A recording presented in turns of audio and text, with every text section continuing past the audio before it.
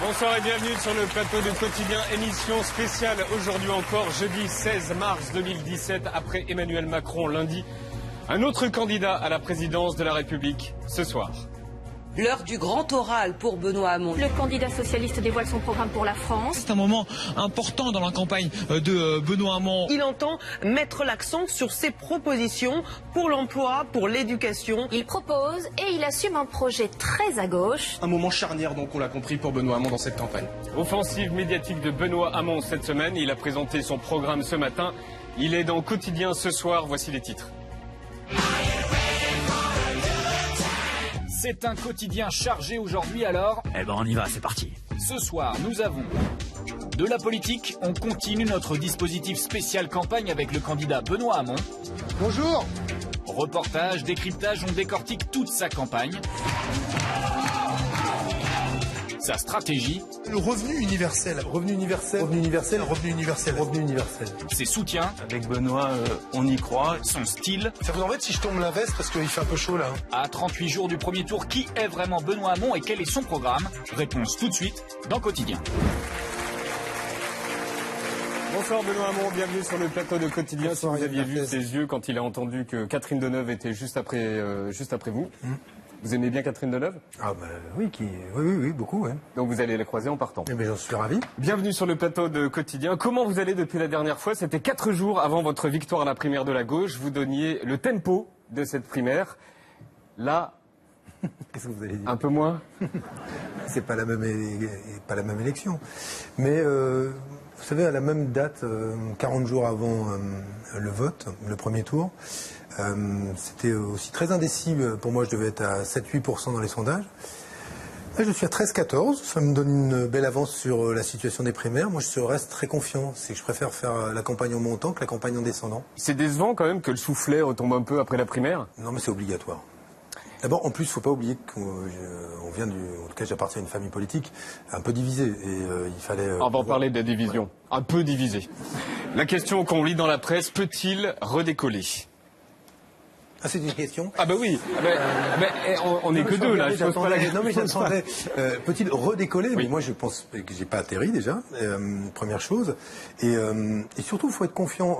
Aujourd'hui, beaucoup appellent à voter contre. Moi, j'appelle à voter contre personne. J'appelle à voter pour le futur désirable dont j'ai parlé et qui renvoie à la manière dont on pense les grandes transitions. La révolution numérique, elle change le rapport au travail.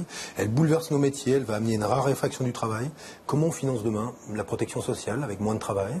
La transition écologique, elle suppose qu'on interroge nos modes de consommation, nos modes de production, là où on est en train de sacrifier la planète à la course au profit, à un consumérisme qui est devenu complètement fou. Là encore, comment on maîtrise ces transitions. Et moi, je veux dire que le futur désirable, c'est-à-dire le monde dans lequel vont grandir nos enfants, le monde dans lequel ils vont faire des enfants, qui me préoccupe moi, je pense qu'il est possible qu'on le rende plus harmonieux qu'il ne l'est aujourd'hui. Moins violent, moins inégalitaire. Et c'est de cela dont je parle. C'est que je veux proposer un horizon positif et pas simplement dire que Madame Le Pen ceci, Monsieur Macron cela et Monsieur Fillon encore ceci. Donc voilà, c'est en tout cas l'approche qui est la mienne. L'affiche à cocher que l'on donne à tout le monde, Emmanuel Macron l'a fait lundi. Cette campagne, pour vous, est-ce qu'elle est... J'ai droit à un choix ou Vous pouvez en prendre 3. Est-ce qu'elle est, d'après vous, pourrie, surréaliste, exaltante, imprévisible, dure et constructive? Ou constructive?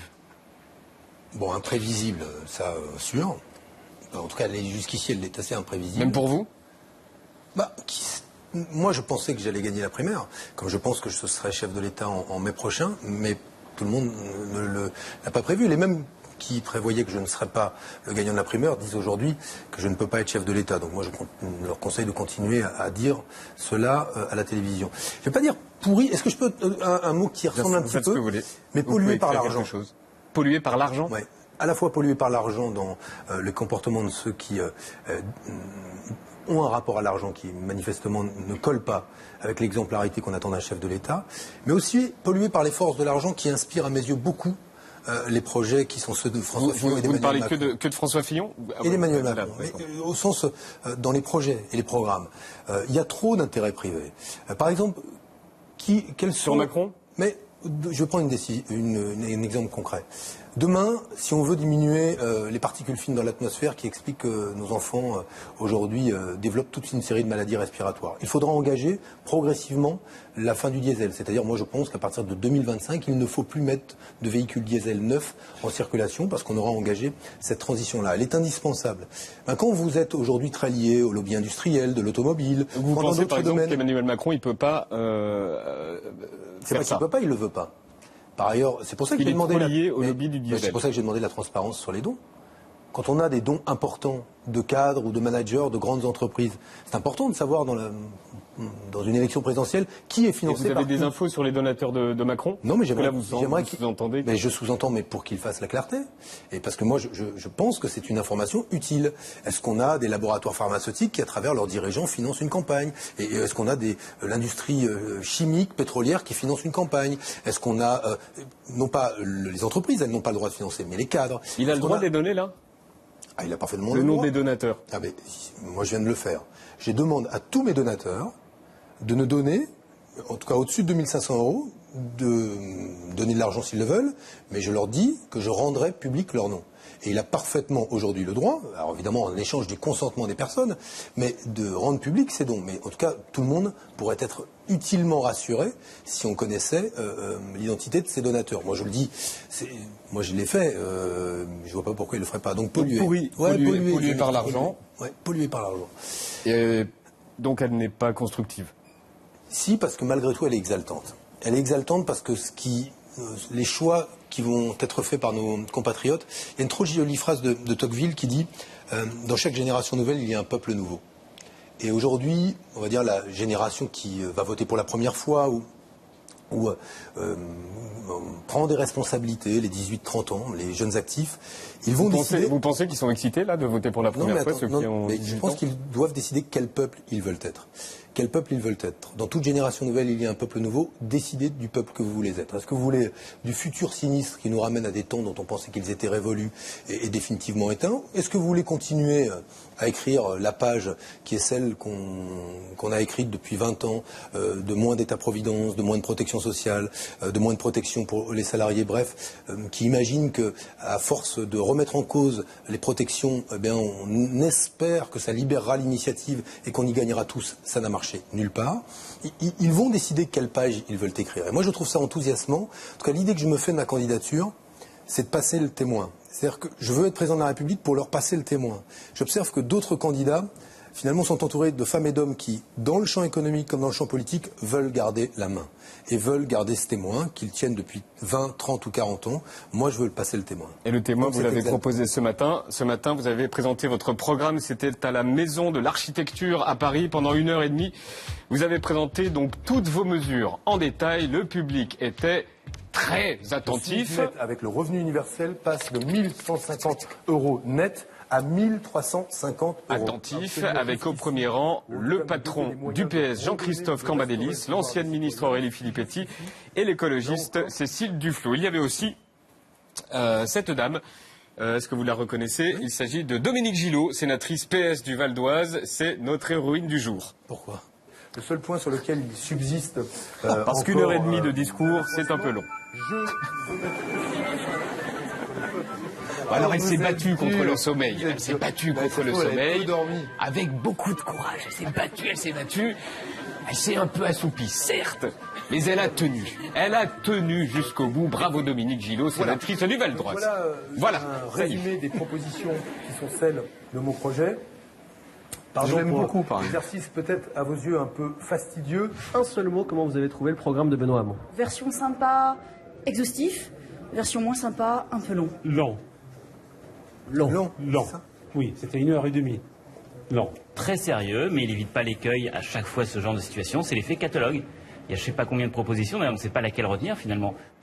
L'effet catalogue. Si je vous demande de nous livrer la proposition qui va concrètement changer la vie des Français, donc de notre vie, à partir de mai prochain, c'est quoi? Une seule. Le revenu universel, qui s'appliquera d'ailleurs au 1er janvier 2018. et non pas en mai immédiatement, et qui va fondamentalement impacter la vie de 19 millions de personnes, c'est-à-dire tous les actifs, jusqu'à 2200 € net, vous allez avoir un gain de pouvoir d'achat lié au revenu universel. Que vous soyez salarié, travailleur indépendant, évidemment au chômage, ou alors sans revenu, et à partir de 18 ans. Et pour bien faire, parce que vous avez des petits cartons, je vous ai pris des petits cartons moi aussi. Et je vais vous demander un exemple. Voilà ce que ça va donner demain pour un étudiant. Un étudiant qui travaille, je ne sais pas où, à qui on le montre. Voilà, là. Hop, hop, hop, voilà. Un étudiant qui travaille un jour par semaine, qui jusqu'ici percevait 296 € bruts de salaire et 231 de revenus nets mensuels. Il aura 518 € de revenus universels en plus, ce qui lui fera un salaire de 749 €. Ce que vous proposez, c'est ça. C'est le revenu, il est où? Il est là. Il est là. Gain mensuel net 518. Pour un étudiant qui travaille. Pour une personne qui est aide à domicile, comme vous en avez beaucoup, à mi-temps. Vous triplez le salaire, c'est ça? Là, on triple pas le salaire. En l'occurrence, il est dégressif ensuite jusqu'à 2200 € net par mois. L'idée, c'est que on impacte directement la feuille de paie de tous ceux qui travaillent aujourd'hui pour faire en sorte que, notamment pour ceux qui sont dans des métiers difficiles. J'ai pris l'exemple d'une assistante maternelle. C'est souvent des métiers féminins, à mi-temps, qui sont payés au SMIC et à mi-temps. Résultat, vous gagnez 576 €. Montrez-le à cette cam-là. C'est 576 €, normalement en temps normal, ce qui est le salaire mensuel net d'une assistante maternelle, d'une aide-soignante à mi-temps. Grâce au revenu universel dont vous voyez qu'il est moins important, 397 là où il était à 518, il est donc dégressif plus on monte en revenu. Le salaire de l'assistante maternelle sera de 973 €. Qu'est-ce que ça change pour cette femme? Qu'est-ce que ça change pour cet étudiant? Qu'est-ce que ça change pour un agriculteur payé 350 €? Le prix.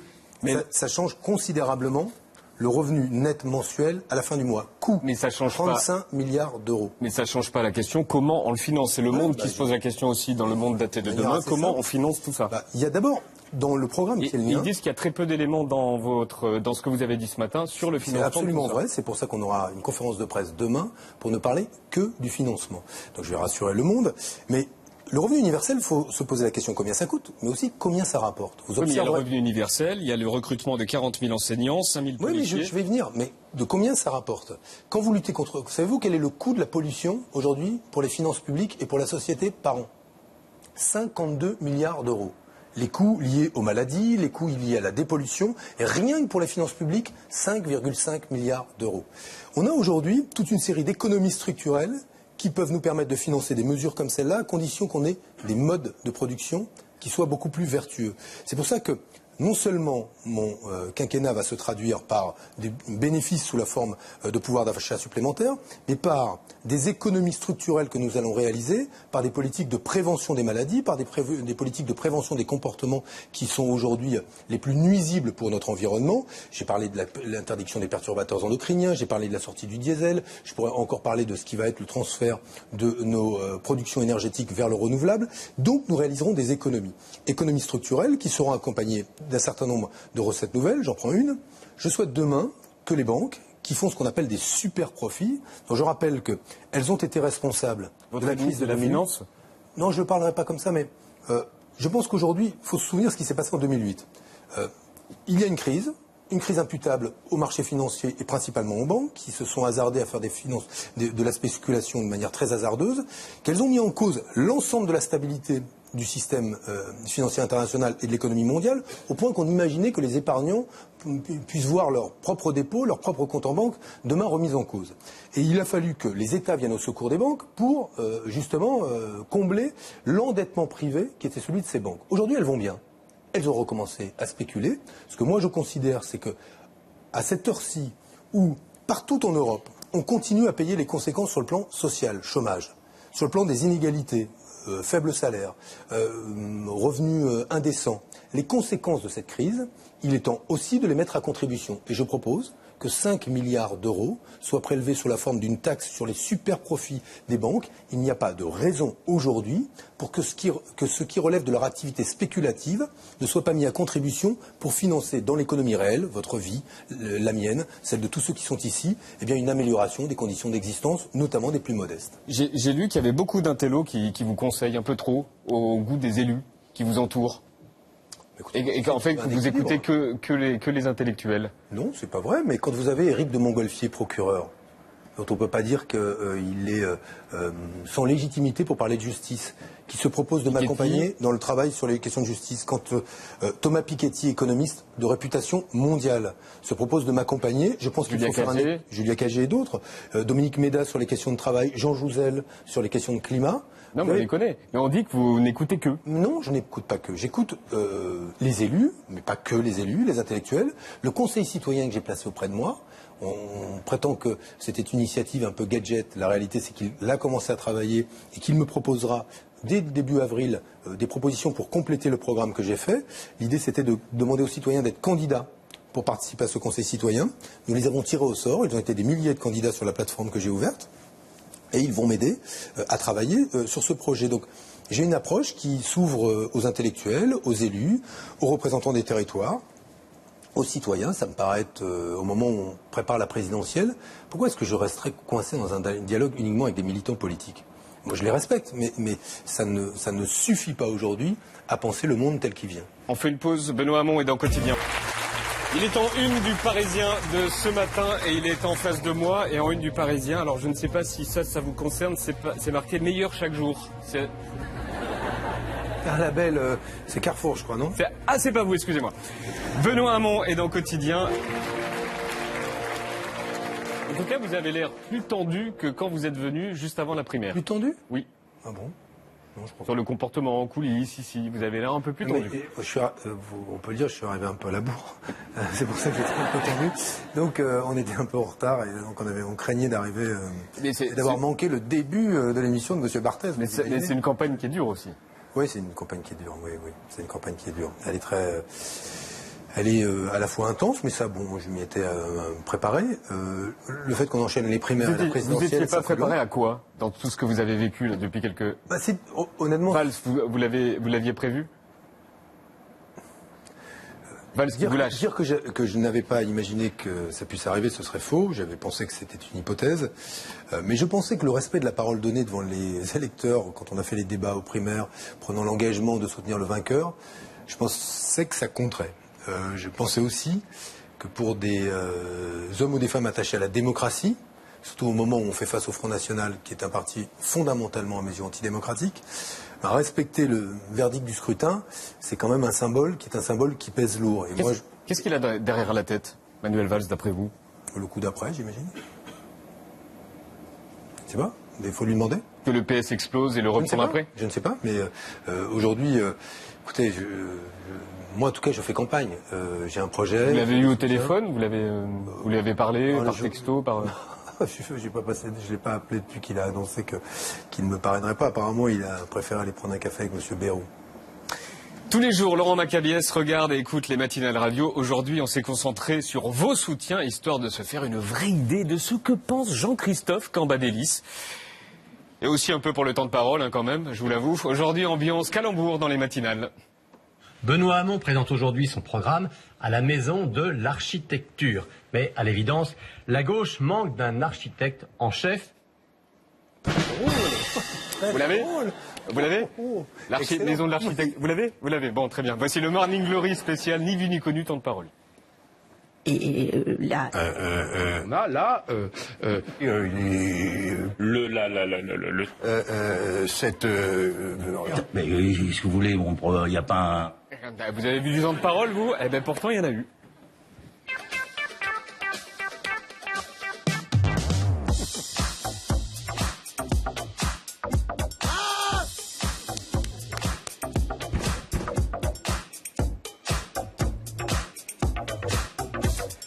Ce matin, vos soutiens étaient...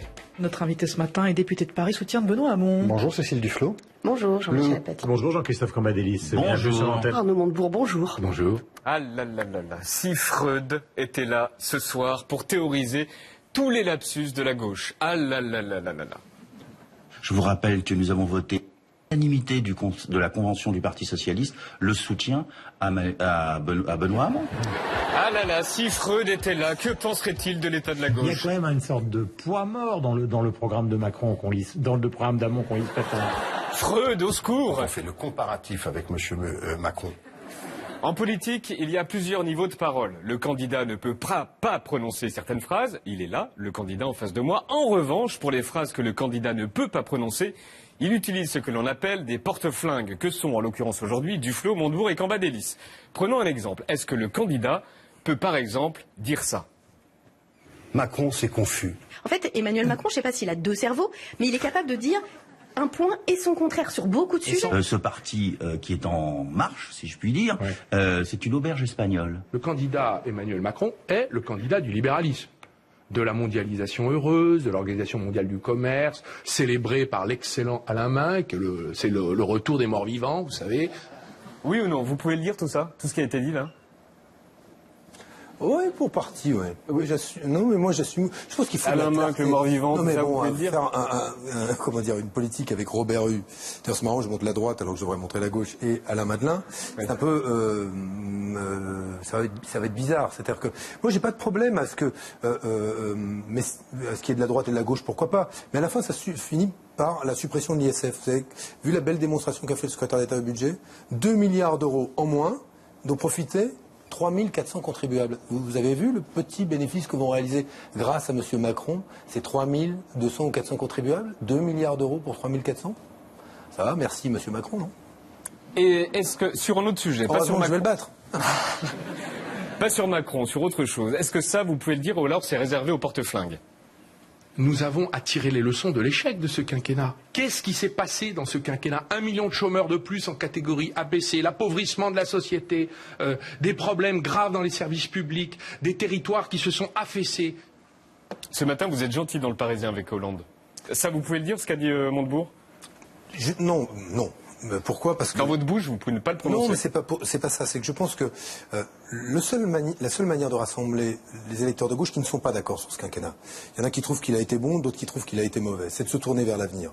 Et c'est aujourd'hui de proposer, voilà, un projet commun qui, je l'ai dit, sur la question de la santé, du travail, de l'écologie, propose une perspective, un horizon. Si on essaye de recycler les débats qui nous ont de toute façon divisés, si on veut rester sur la page d'hier, d'ailleurs sur les recettes d'hier et les pages d'hier, on n'y arrivera pas. C'est la raison pour laquelle moi je me tourne vers l'avenir. Ce que dit Cécile Duflot, j'imagine que vous ne pouvez pas le dire non plus. Qu'est-ce qu'elle a dit? Finalement, François Hollande n'avait pas fait de promesses extraordinaires, mais il ne les a pas tenues et il a finalement abdiqué. Dire que Hollande n'a pas tenu les promesses qu'il n'a pas fait, ça vous ne pouvez pas le dire non plus? Oh, c'est une émission. Je vais m'en aller d'ailleurs. Et non, ce que je veux dire, c'est Cécile Duflot. Oui, Cécile Duflot. Non, mais il y a le bilan, il est contrasté. Je ne suis pas le dernier à le dire. Je l'ai dit déjà. Sauf que un point d'histoire. Même quand Jospin avait un excellent bilan, vous vous souvenez? Il n'a pas été au second tour de l'élection présidentielle, c'est Le Pen face à Chirac. Ce qui veut dire que quand on a un bilan de surcroît discuté, contesté, qui a des points positifs mais des points négatifs, de toute façon, on ne va pas à une élection en disant écoutez, c'est formidable, regardez tout ce que j'ai fait. Ça ne suffit pas à gagner l'élection présidentielle. Benoît Hamon, continuité ou alternance avec vous? Par rapport à ce Hollande. Je pense qu'il y a une page qui va se tourner. Je suis différent et parce que l'époque est différente. Et ce que j'incarne, ce sera aussi une gauche nouvelle et je l'assume cela. Ce qui ne veut pas dire que je ne suis pas fidèle à une histoire et à des valeurs. Moi, je revendique cette fidélité par rapport à une histoire qui va bien avant, qui prend racine dans le siècle précédent. Mais cette fidélité à des valeurs et à une histoire ne m'empêchera pas d'être un homme libre et de regarder le monde tel qu'il est. Et le monde tel qu'il est, il suppose de regarder la façon dont travaillent les nouvelles générations. Ça n'a plus rien à voir. Il y a de moins en moins de travail salarié. On est sur des contrats plus précaires, plus courts, sur du temps partiel. Et la protection sociale qu'avaient imaginé nos pères, nous devons la penser pour nos enfants. Et c'est à cela que je m'attache, c'est-à-dire à imaginer ce monde-là. C'est pour ça que j'ai écrit ce petit livre qui s'appelle La génération qui vient, pour la génération qui vient, parce que voilà, c'est à eux que je veux m'adresser. Pas seulement, mais d'abord à eux. Et ça, vous pouvez le dire? J'appelle au retrait de la candidature de Jean-Luc Mélenchon pour nous permettre d'être au deuxième tour. Nous en avons besoin, nous sommes devant le mur de l'histoire. J'en ai parlé avec Jean-Luc Mélenchon, je ne lui ferai pas cet appel-là. Nous avons discuté, il souhaite être candidat, j'ai décidé d'aller au bout. Moi, ce qui ne m'empêchera pas de parler à ses électeurs, mais j'ai pas envie de recommencer cet épisode-là pour quelques semaines, à savoir qui se retire en faveur de l'autre. En l'occurrence, je pense, aujourd'hui, je le redis, avoir une centralité à gauche qui me permet de parler aux électeurs modérés qui peuvent être tentés par M. Macron, comme à ceux d'une gauche plus radicale qui aspire à des transformations peut-être plus profondes. On arrête le je peux dire, je peux pas dire. Est-ce qu'on peut parler de votre directeur de campagne? Je ne peux pas dire grand-chose. Oui, non, mais c'est ce que je voulais vous entendre dire, justement. Ouais, quand même, est-ce qu'on peut parler de votre directeur de campagne? Alors, on l'a écouté. J'en ai deux. Alors, Jean-Marc Germain, on l'a écouté. Il utilise des mots qui ont du sens. C'est Benoît Hamon qui est le candidat de la modernité. Hello, it's me. Nous, on a un candidat avec Benoît Hamon qui est le candidat des créateurs, des start-upers, des entrepreneurs. Cet homme est un chef d'équipe.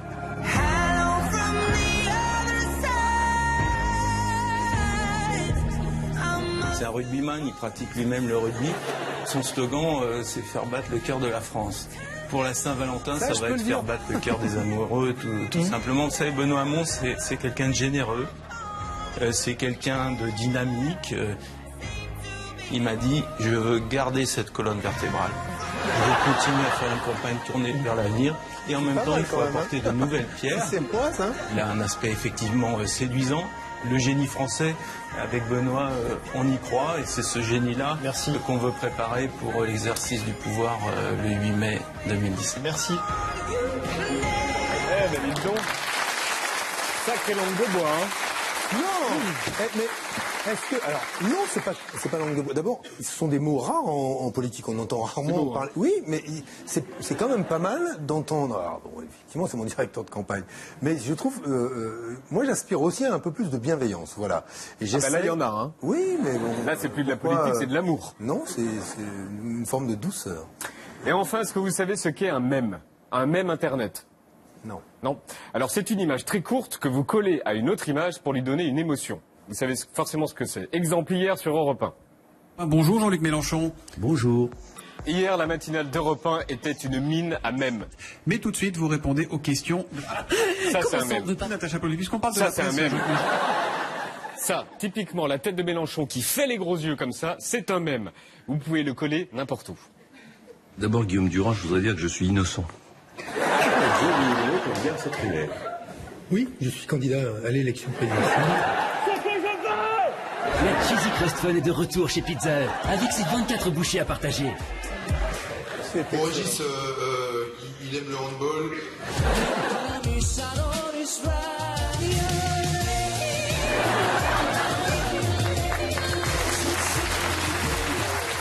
C'est ça un mème. C'était excellent. C'est mort à 200% avec lui. Mais non, mais attendez, c'est pas mon adversaire, je ne suis pas son adversaire. C'est pas mort, c'est que voilà, il est candidat. Est-ce que vous pouvez, une semaine avant, vous additionner? Tout est possible ou alors non, c'est mort? Non, je ne crois pas que ce soit possible. Donc c'est impossible. Ce sera difficile. Camille va me rejoindre. Camille, tu étais donc hier soir au meeting de Nice. À Nice, exactement. Nice, la ville de Christian Estrosi, pas vraiment une terre de gauche. Hein. Là-bas, on vote à droite et à l'extrême droite. Alors, votre meeting, c'était au Palais des Congrès. Et alors, hier soir, les spectateurs avaient le choix. C'est nous par là, nous un mot par ici. Eh oui, parce que pile en même temps, il y avait un spectacle de ballet chinois, Shen Yun. Ça ressemble à ça. À la salle d'à côté. Juste à côté, juste en face. Magnifique. Bon, alors on a essayé de vous ramener du monde, hein, mais c'était pas facile. Vous voulez pas changer? Ah non, absolument pas. Non, je préfère mon spectacle. On s'en fout complètement. Ça m'ennuie même l'idée de partager le local avec lui. Dieu merci, on ne sera pas dans la même salle. Benoît Hamon, c'est pas votre tasse de thé? Pas du tout. Votez Dupont-Aignan. Dupont-Aignan. Alors, on vous l'avait dit, hein, Nice, c'est pas vraiment une terre de gauche. Alors, vos militants à vous, on les a retrouvés installés dans votre salle, 750 places. Des militants plutôt remontés contre les socialistes qui vous lâchent. C'est des rats qui quittent le navire et ça manque de morale en politique. Des gens inintéressants, ils s'en vont, ils vont vers Macron, tant mieux. Et Valls, c'est vrai qu'il porte pas de nom en on, lui, mais finalement, quelqu'un qui est aussi haut comme lui, on pourrait trouver un surnom en haut qui lui collerait bien quand même au niveau de son attitude. Et alors, les deux plus remontés, les voilà. Je suis venue parce que je trouve que c'est dégueulasse ce qu'a fait Manuel Valls. Manuel Valls, il n'a plus qu'à la fermer. Et il devrait quitter le Parti Socialiste. Comme Adélis devrait le mettre en marche de force avec un coup de pied au cul. Bon, non.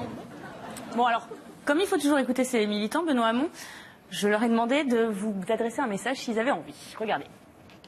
Benoît, si tu pouvais te rallier à Mélenchon, c'est vrai que ce serait une bonne idée car ça te ferait plus de votes. Il a dit Benoît, que il faut s'accrocher, il faut y croire et il faut nous rassembler tous. Il ne faut pas vous laisser déstabiliser par les médias. Benoît, parle un peu plus aux jeunes parce qu'ils adhéreront à tes idées et ne feront pas confiance à ce PS vieillissant de droite. Tiens bon, les écologistes te soutiennent. Alors ensuite, on a pu vous rejoindre en coulisses. Vous étiez en pleine discussion là-bas au fond avec Najat Vallaud-Belkacem, mais hop là, ah oui, vous là, arrêtez flag, là, dès que là, vous nous flag. voyez. Alors vous avez d'ailleurs découvert ensuite un truc avec elle. On n'a jamais fait un meeting tous les deux. Non. C'est la première fois. C'est une première. D'accord. Et alors, comme toutes les premières fois, il y a un petit peu de gêne. Du coup, vous faites une blague au hasard, comme ça. Tu regardes la marque de mon costard? Pourquoi on n'en a jamais fait ensemble? T'en as pas fait? Je sais pas, tu as annulé à chaque fois. Non, je Et les blagues continuent juste avant d'entrer. Nous sommes 112. C'est pas ça quand même encore. Où tu rentres en fait? On t'a menti depuis le début, il n'y a personne. Alors, blague ou petite appréhension réelle, finalement, on voit quand vous entrez qu'ils étaient bien plus que 112. Et alors, en écoutant votre discours, on a remarqué un truc. Il y a un seul thème évidemment, dans votre discours. Le Front National, Front National, Front National, Front National, le Front National, et encore pas que. Marine Le Pen. Front National, Marine Le Pen. Marine Le Pen. Le Front National, Marine Le Pen. C'est le Front National ou un Front National? Le Front National. Voilà, chers amis. Bon, on a compté 1h22 très exactement de discours. Vous avez prononcé Front National ou Marine Le Pen 36 fois. Ça fait en moyenne une fois toutes les 2 minutes. J'ai une question simple. Pourquoi cette obsession du Front National face à des militants? Finalement, on sait qu'ils ne voteront jamais de toute façon Front National. Ils sont en face de vous. D'abord parce que c'était la région Provence-Alpes-Côte d'Azur, que Marion Maréchal Le Pen a failli être... Oui, mais là, vous avez des militants en PS. Mais je voulais leur dire la chose suivante. C'est que je ne pense pas qu'on luttera efficacement contre le Front National, seulement en disant il faut avoir peur du Front National. Il y a plein de gens qui n'ont pas peur du Front National et qui ont même très envie que le Front National les aide à nous sortir ou à sortir ceux qui dirigeaient jusqu'ici le pays, justement de l'exercice du pouvoir. Et je voulais hier soir me livrer à un exercice que vous avez sans doute entendu, qui visait point par point. Là où ils disent préférence nationale, je réponds République sociale. Là où ils disent identité figée, je réponds identité multiple, et c'est-à-dire ce que j'ai appelé l'identité rhizome, qui renvoie Mais les gens, oui, mais là, les gens qui sont en face de vous, ils le savent tout ça. Non, je pense qu'on a besoin de propulser un imaginaire puissant face au Front National. Et c'est ça que j'ai voulu faire hier. Et c'est la raison pour laquelle j'ai consacré ce discours-là, ce n'est pas toujours le cas, à le dire hier soir à Nice. Vous avez entendu cette dame là qui vous dit parle plus aux jeunes. Vous parlez pas assez aux jeunes? Je sais pas, j'ai plutôt l'impression de leur parler. Je les invite d'ailleurs à venir nombreux à Bercy dimanche. Ils seront nombreux, ils sont souvent pas mal. Et non, mais oui, midi, à Bercy dimanche. Et à regarder le débat lundi sur TF1 aussi. Exactement. Et non, mais je crois que j'essaye de leur parler. En tout cas, ils sont plutôt au cœur de mon projet, plutôt qu'à la périphérie. Et pas comme un sujet qu'on traite, vous savez, à la fin, il faut bien parler des jeunes. Au contraire, je suis parti de leur situation pour essayer d'imaginer la France qui vient. Cet après-midi, on a appris une perquisition qui avait eu lieu chez le tailleur très chic de François Fillon. Ouais. Éric et Quentin ont rencontré 2 tailleurs qui défendent l'achat de costumes hors de prix. Les frères Talandier nous ont reçus dans leur établissement Orny. Depuis quelques jours, ils sont révoltés. Tout le monde se moque de François Fillon parce qu'il porte un costume à 18 000 €, faut arrêter. Oui, si à 60 ans on n'a pas un costume à 18 000 €, on a raté sa vie, hein, en fait. Excusez-moi, les affaires reprennent. Oui, j'écoute, Orny. Ah. Oui, bien sûr, les paiements en lingots d'or sont acceptés, oui. C'est qui? Un ami de Fillon. Oui. Être bien habillé serait devenu une tare, les Talandiers s'insurgent contre cela. Alors vous voyez, le chic, c'est ça, le pantalon au millimètre. Ah oui, 12 cm quand même de... Selon eux, le prix de ces costumes est justifié par un véritable savoir-faire. Je vais juste prendre vos mesures à l'entrejambe, monsieur, ne bougez pas, ça va chatouiller un petit peu. Nos tissus sont fabriqués avec des mains manucurées qui sentent la lavande, donc ça se sent, c'est doux. Les moutons avec lesquels sont fabriquées nos pièces se nourrissent exclusivement de caviar et dorment dans une bergerie 5 étoiles.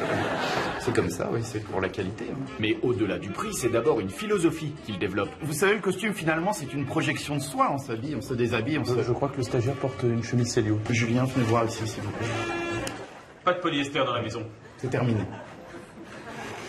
Et les affaires se portent bien. Le costume est prêt. C'est pour vous le costume, monsieur? C'est pour un ami. Ah oui, je vois, oui. Vous embrasserez Pénélope pour nous. Je vous raccompagne. Vous avez déjà eu des demandes particulières? Ah oui, très fréquemment. Voilà, Yann Barthès a commandé une pièce, une très belle pièce. Regardez ça. C'est un homme très chic. Je viens de terminer le pantalon. Pour la présidentielle, leur choix est déjà fait. Bon, évidemment qu'on va voter Fillon. Ah oui, pour sûr, pour sûr. Et Benoît Hamon? De voir ça. Oh là, ça jure. Pour le costume, on sent qu'il est de gauche.